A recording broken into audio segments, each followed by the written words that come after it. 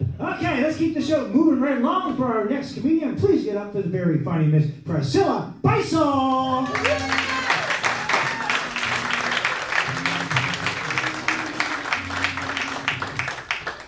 Hi there, everybody. Let's get rid of this. How y'all doing? Great. I actually had one young man ask me, "How old are you?" Men out there, let me give you a piece of advice. Never ask any woman a question which ends with a number. Not her age, not her weight, and definitely not her credit card balance. Now, my husband here, you've already met him. He not only has a phone, but he has a watch on his wrist. And he's been known occasion or two to wear that watch to bed. I do not know what the obsession is with men and time, but when I'm asked a question like, "How long are you going to be gone shopping?" and I say, "When I finish shopping." And another one I like is, "What time must we be there?" What does that mean? What time must we leave here? The one I like the best is, "When will you be ready to go?" And for men, my husband only takes like 10 to 12 minutes to get ready. And that's for shit, shower, and shave. We add a C to that one for comb my hair, check it out, how good do I look? But we women, it takes us a lot longer. You guys have no clue as to what we all do to get ready to go somewhere. How many of you guys, when you get up in the morning, make your bed? Whoa! Anybody in the audience, take a note of this gentleman because you might want to take him home. Anyway, what we women do besides make the bed is we shower, we roll up our hair, we put our makeup on, we put on an outfit, and it must match. It must all be coordinated and look good. Then what we do is we find jewelry that matches the outfit and shoes that'll go with it. As one of the guys says, I call that TTL, takes too long. And I say, "Excuse me guys, you know all that time you have while you're waiting for us women to get dressed?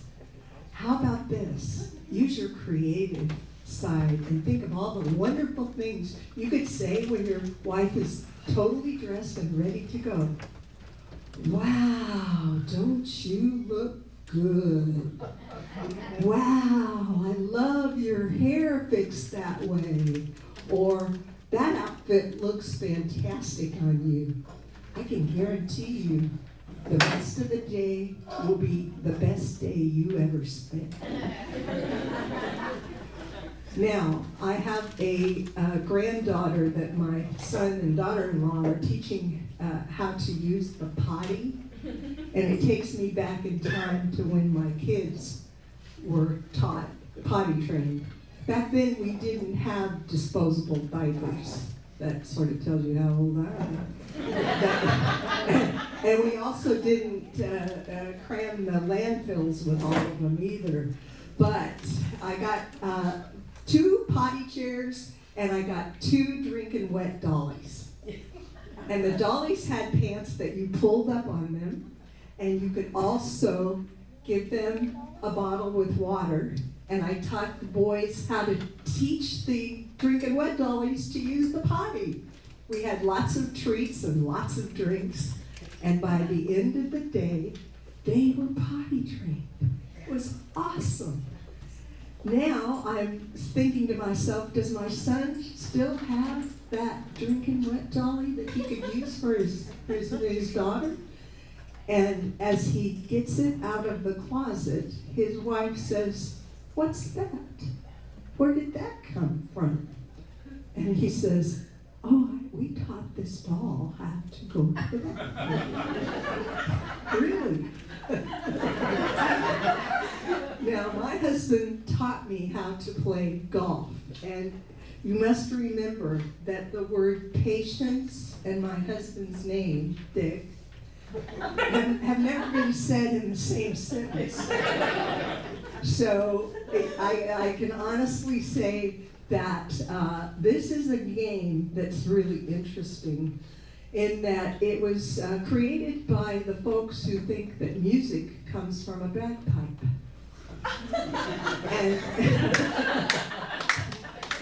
And so anyway, I'm out on the driving range to try to make contact with this little dimpled white, well, mine's yellow, ball.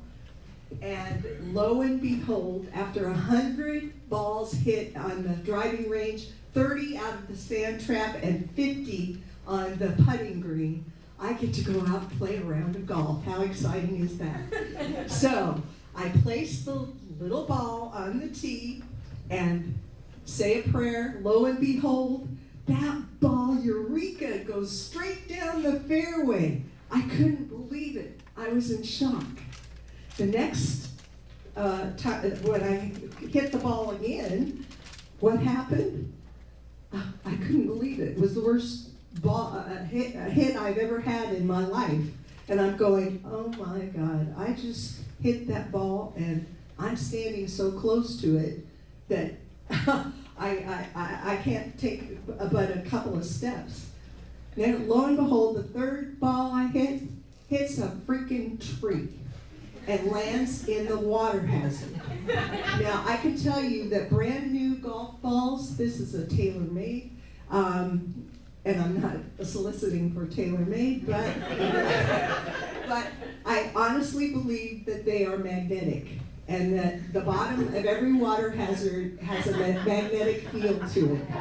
Because what you end up doing is you end up taking this telescopic ball retriever thing and standing over this water hazard without falling in and getting the ball. So anyway, I finally make it up on the green. That's when the heavy praying starts. Dear Lord, please help this freaking ball make it into the hole. I'm going, please, pretty please. So finally, after rolling the ball too far past the hole, coming back again and saying, it finally pops in the hole. I was so happy to finish the first hole of this golf course that I walked off with my husband to the golf cart and I said, oh, how much farther do we have to go? And he says, 17 more holes. Oh my Lord. Actually, golf is the only game that you can play that you can drink and drive. The legend is that in Scotland, they were able to finish a whole bottle of scotch after they went through 18 holes. That's why there's 18. Anyway, but by the time we get through with 18 holes of golf, I am sweaty and hot doing the B.O. rock. And I said to my husband, you know, every time I hit the ball, that's a stroke, so I have to count all those, right? Oh my God. And by the time we get through, I feel like I'm going to have a stroke. Anyway,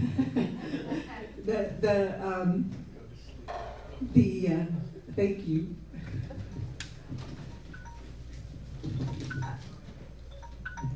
The game of golf drives me insane. The goal of it can't be rationally explained. This little ball put on a tee, hit with a stick, goes where it wants to go. It only lands where the ball knows. The freaking little ball,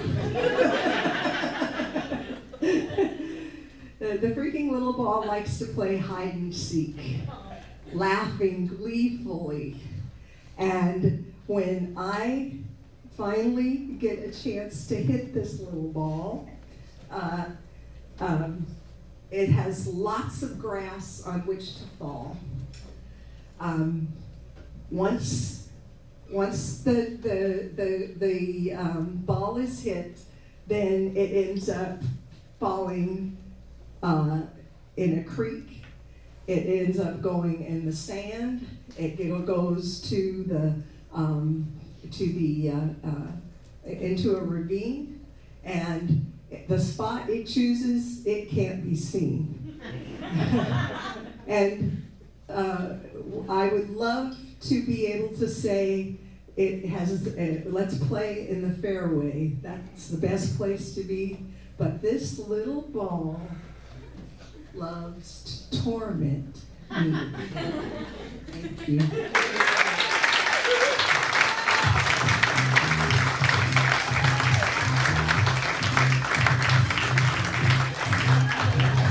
Priscilla Beissel.